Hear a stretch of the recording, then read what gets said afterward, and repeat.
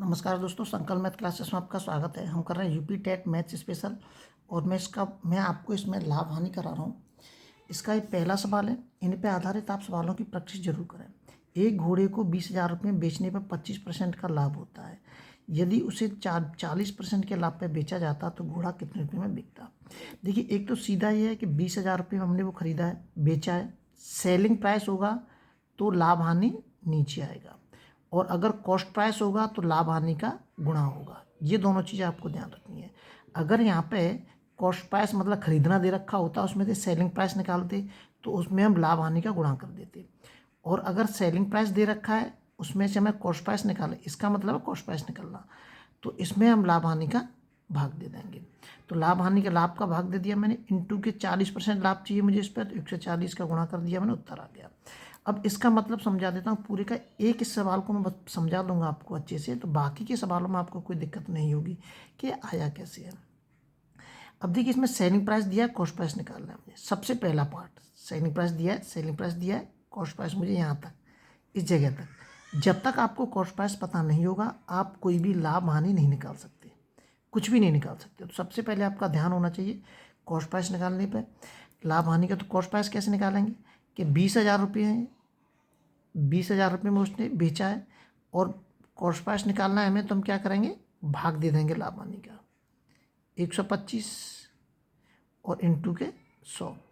25 में 25 है 125 और 25 चौका 100, 5 से कट गए, 5 चौक 20 और 4 चौक 16, मतलब 16,000 रुपये में उसने खरीदा था वो। ठीक है, अब 16,000 रुपये में कितने का लाभ चाहिए मुझे, 40% का लाभ चाहिए।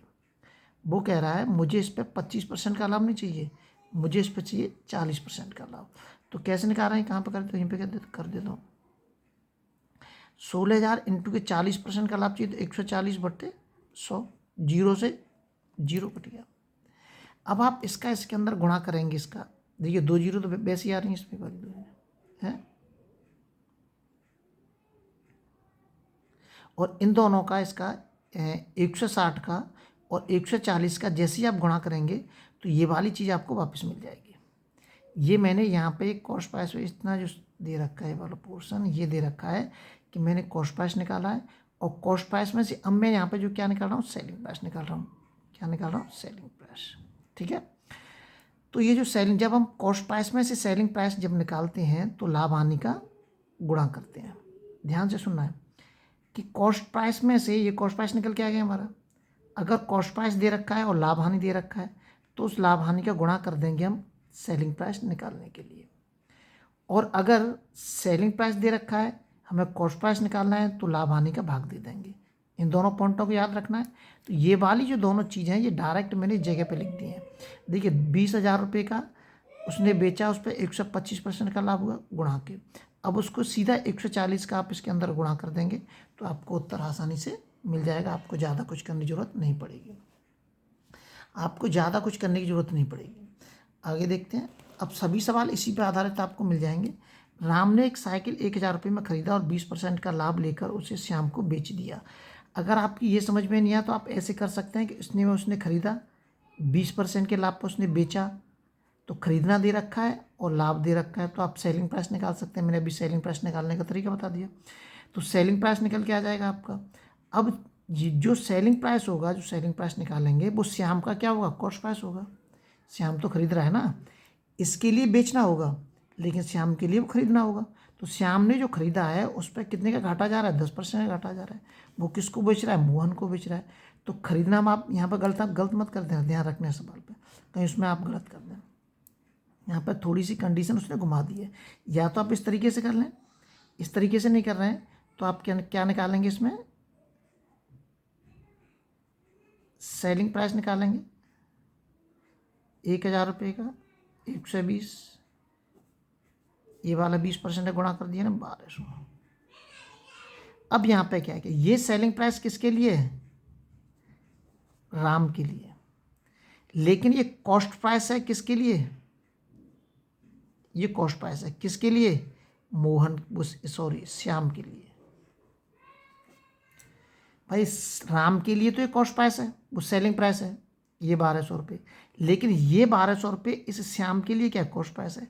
अब इस 1200 रुपये में श्याम ने उसको खरीदा, घाटा कितने गया, 10% का घाटा गया, तो उसने ये कह रहा है, तो मोहन को कितने में बेचा। अब श्याम के लिए वो सेलिंग प्राइस होगा, सेलिंग प्राइस कौन बेच रहा है इसको, ये श्याम बेच रहा है।